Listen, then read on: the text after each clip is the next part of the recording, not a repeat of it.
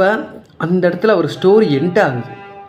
இந்த மாதிரி ஹோல்டிங்ஸ் இருக்கிறப்ப இந்த ஹோல்டிங் வந்து எதாக வேணாங்க இருக்கலாம்.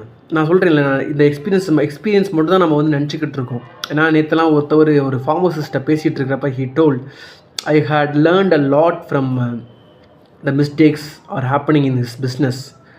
ஒரு ஃபார்மசிஸ்ட்டு ஷேர் பண்ண விஷயம் கரெக்டாக வந்து ரெப்ரஸன்டேட்டிவ்ஸ்லாம் வந்து ப்ராப்பராக வந்து கால் பண்ண மாட்டாங்க, ஆர்டர்ஸை வந்து ப்ளேஸ் பண்ண மாட்டாங்க.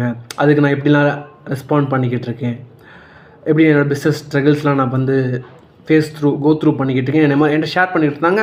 இது ஒரு இன்ஸ்பிரேஷனாக நம்ம பார்ப்போம். இது ஒரு சில பேருக்கு டிபெண்ட் பண்ணிப்பேன். நான் இன்ஸ்பிரேஷனாக எடுத்துப்பேன். ஒவ்வொரு மனிதர்களும் ஒரு சில மாதிரி எடுத்துப்பாங்க.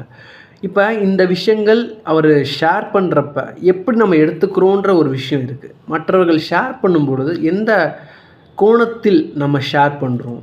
இப்போ அந்த இடத்துல அவர் எதுக்காக இது சொல்கிறார்